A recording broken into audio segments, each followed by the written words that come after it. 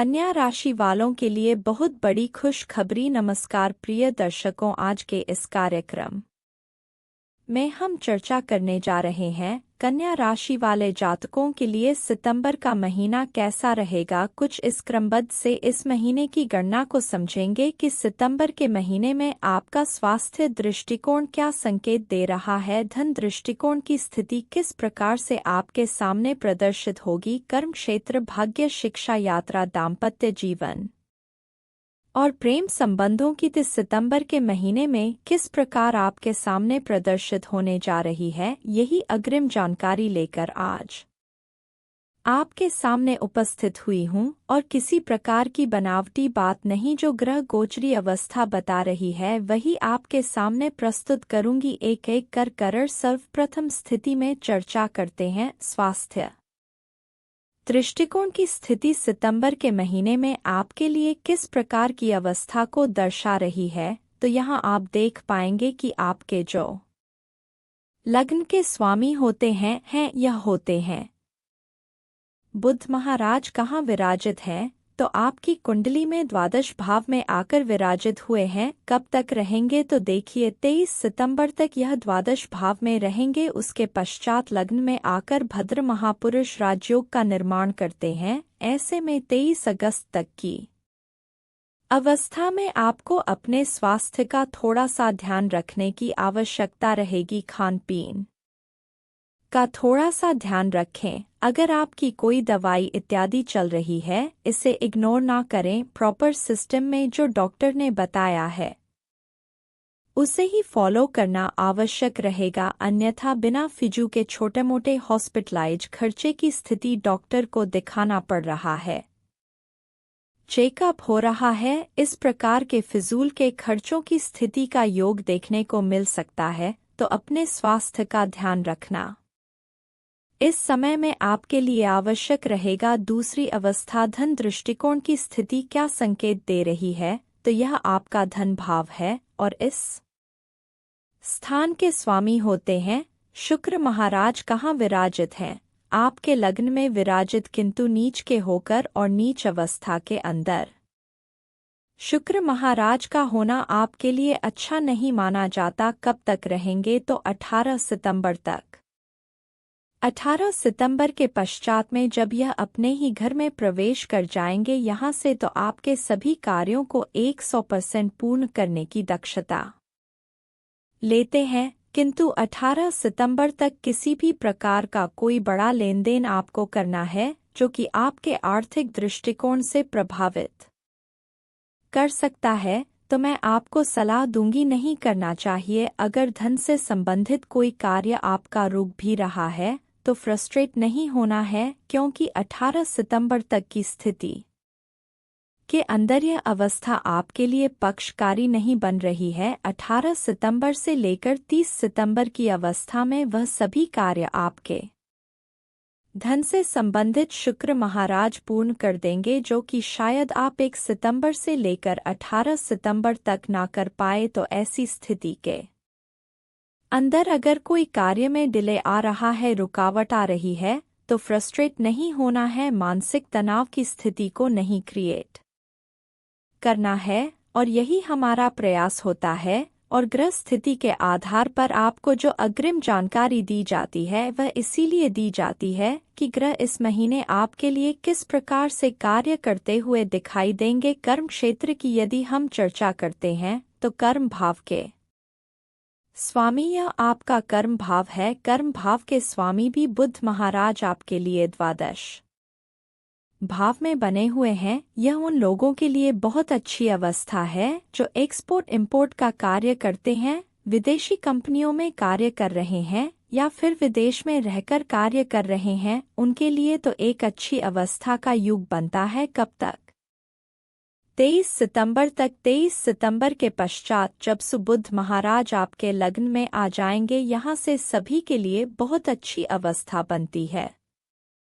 किंतु जो लोग अपने ही देश में नेटिव लैंड पर या अपने ही देश के अंदर कार्य कर रहे हैं, उन्हें इस महीने थोड़ा सा अपने कर्म क्षेत्र पर सावधानी बरतने की आवश्यकता रहेगी। अदरवाइज आप देखेंगे अनायास बॉस से उलझने की स्थिति का योग बन रहा है। बॉस कलीग जो है आपके साथ में वह सपोर्ट नहीं कर रहे हैं, उनसे आपने किसी प्रकार की अनबन हो गई। इस अवस्था से आपको सितंबर के महीने में विशेष रूप से 23 सितंबर तक थोड़ा सा बचकर रहना है। कुछ जिन चीज़ों को इजी गोइंग में इग्नोर कर सकते हो, अपने कार्य पर फोकस कर इसे अच्छे से फॉलो कीजिएगा, क्योंकि इस महीने में हो सकता है मेहनत आप परिपूर्ण करो, किंतु जो एप्रिसिएशन आपके साझा आनी चाहिए वह ना देखने को मिले। तो बिल्कुल टेंशन की बात मत रखिएगा। 23 सितंबर के बाद अन्य लोगों की अपेक्षाकृत आपको 3 गुना अधिक एप्रिसिएशन देखने को मिलेंगे। भाग्य दृष्टिकोण पर यदि हम चर्चा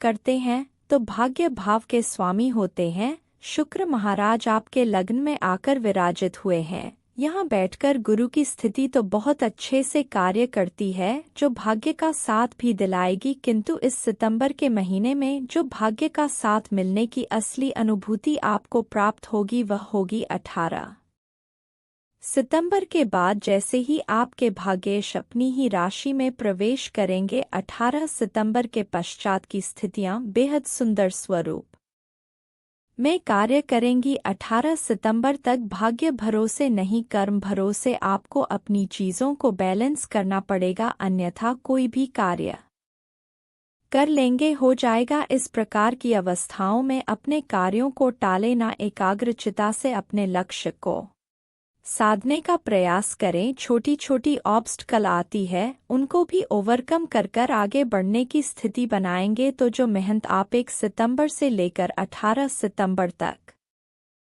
करोगे, उसका श्रेष्ठ कारक परिणाम भाग्य के साथ में जुड़कर आपके लिए महीने के अंत या फिर मैं कहूँ मध्य भाग के पश्चात निश्चित रूप से देखने को मिलेगा। भाग्य के बाद में चर्चा करते हैं शिक्षा दृष्टिकोण की स्थिति क्या संकेत दे रही है। तो शिक्षा भाव आपका यह होता है और इस स्थान के स्वामी होते हैं शनि महाराज। वर्तमान समय में यह आपको अपने ही घर का फल भी दे रहे हैं। यह विद्यार्थियों के लिए एक अच्छी अवस्था का योग बनाता है, जो कि आपको कंपटीशन में सफलता का योग बनाए। आपका कंसंट्रेशन एक अच्छी स्थिति के अंदर स्ट्रांग हो, किंतु एक बात को मत भूलिए, शनि महाराज शनि की स्थिति है और यह कहीं ना कहीं आलस्य प्रवृत्ति की स्थिति को भी आपके लिए निर्मित करते हैं। आलस्य प्रवृत्ति को त्याग कर अपने गोल को एक लक्ष्य बनाकर अगर आप विद्या के अंदर एक अच्छी अवस्था का योग अपने मन में संकल्पित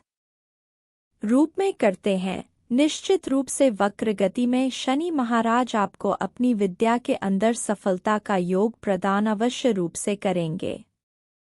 यात्रा दृष्टिकोण पर यदि हम चर्चा करते हैं तो यह आपका यात्रा भाव है और पूरे 1 साल पश्चात सूर्य महाराज अपने ही घर में आए हैं। आपके लग्नेश और कर्मेश भी द्वादश भाव में विराजित हैं। यह अपने आप में एक बहुत अच्छा संकेत है कि यदि आप व्यापारिक यात्रा कर रहे हैं या भौतिक सुखों को अर्जित करने वाली यात्रा कर रहे हैं, यह महीना आपके लिए यह बहुत खास रहेगा। अगर व्यापारिक यात्रा कर रहे हैं तो मैं आपको कहूंगी 1 तारीख से लेकर 16 तारीख के मध्य में कीजिए। भौतिक सुखों को अर्जित करने वाली यात्रा आप पूर्ण महीने ही कर सकते हैं। इसका एक अच्छा अवस्था आपके लिए निर्मित होती है। दाम्पत्य जीवन पर यदि चर्चा करते हैं तो दाम्पत्य भाव के स्वामी देवगुरु बृहस्पति भाग्य भाव में जाकर विराजित हुए हैं। यह अपने आप में तो बहुत अच्छा है। दाम्पत्य जीवन में हिडन वे में आपको अपने पार्टनर का सपोर्ट और उनका लक फैक्टर आपके लिए कार्य कर रहा है, किंतु वह